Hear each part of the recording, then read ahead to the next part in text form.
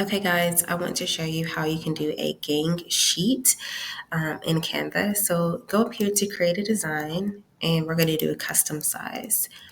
Make sure you change this to inches. Your size will depend on the gang sheet you selected.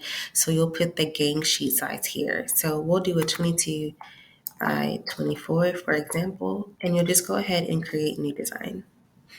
Of course, a new window will pop up. You are going to design in this window here, your canvas. So this is going to be your 22 by 24 gang sheet or canvas for the purpose of Canva.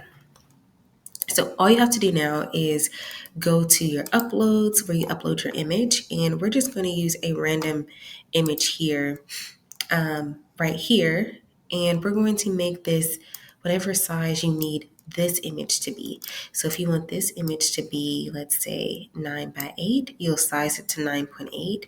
And don't go too close to your edges here. You still want to keep yourself a little room, but because we're not going to print end to end necessarily.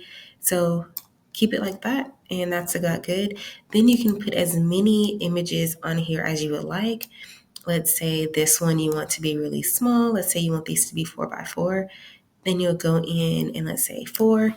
And let's say you want multiple of those. So you'll just duplicate those.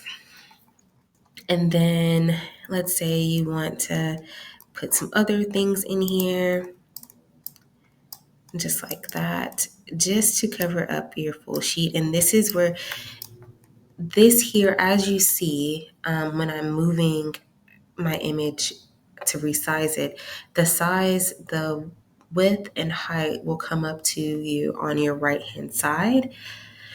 That is what you want to see. Those are in inches. If you put this canvas size in pixels, it will show up in pixels. So that's why I always do it in inches so that I know what it will be.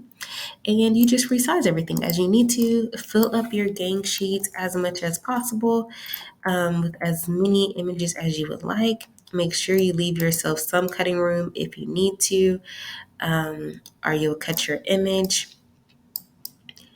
And a key thing about this as well is to make sure that you recognize the facts that um, you cannot do an image with a background. You want to make sure that your images do not have a background unless you want that background to be present when you print. So a prime example of this is, let's say this logo here. You see it has this white background. It will print a white background. We don't necessarily want that. So you'll want to go and remove the background. You can do that in Canva. You can just go to edit photo and remove background. Just know that it will not always be perfect. But this is how you would actually do your gang sheet in Canva. Do me a favor, guys, and when you do this, also rename this. If you're going to send this to me, I'm going to say this is gang sheet example. Do me a favor, and if you're going to send this over to us, give it a name that makes sense to you instead of just untitled, because that helps us to know what's going on too. But not a requirement, we'll still figure it out, but just something to do. But this is how you do your gang sheet. Let me know if you have any questions.